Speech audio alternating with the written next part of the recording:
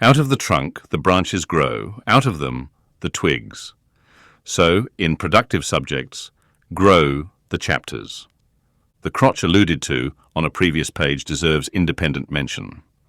It is a notched stick of a peculiar form, some 2 feet in length, which is perpendicularly inserted into the starboard gunwale, near the bow, for the purpose of furnishing a rest for the wooden extremity of the harpoon, whose other naked barbed end slopingly projects from the prow.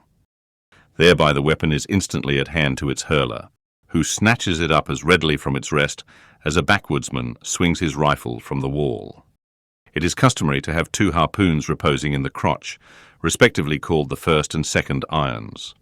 But these 2 harpoons, each by its own cord, are both connected with the line. The object being this: to dart them both, if possible, one instantly after the other into the same whale, so that if, in the coming drag, one should draw out, the other may still retain a hold. It is a doubling of the chances. But it very often happens that owing to the instantaneous, violent, convulsive running of the whale upon receiving the first iron, it becomes impossible for the harpooneer, however lightning-like in his movements, to pitch the second iron into him. Nevertheless, as the second iron is already connected with the line, and the line is running, hence that weapon must, at all events, be anticipatingly tossed out of the boat somehow and somewhere, else the most terrible jeopardy would involve all hands. Tumbled into the water, it accordingly is in such cases.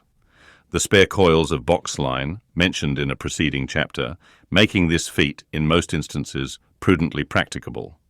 But this critical act is not always unattended with the saddest and most fatal casualties.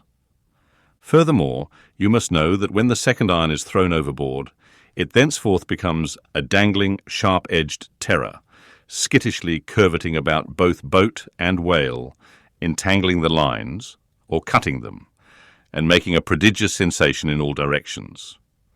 Nor, in general, is it possible to secure it again until the whale is fairly captured and a corpse. Consider now how it must be in the case of 4 boats, all engaging one unusually strong, active, and knowing whale. When owing to these qualities in him, as well as to the 1,000 concurring accidents of such an audacious enterprise, 8 or 10 loose second irons may be simultaneously dangling about him. For of course each boat is supplied with several harpoons to bend onto the line, should the first one be ineffectually darted without recovery. All these particulars are faithfully narrated here, as they will not fail to elucidate several most important, however intricate passages, in scenes hereafter to be painted.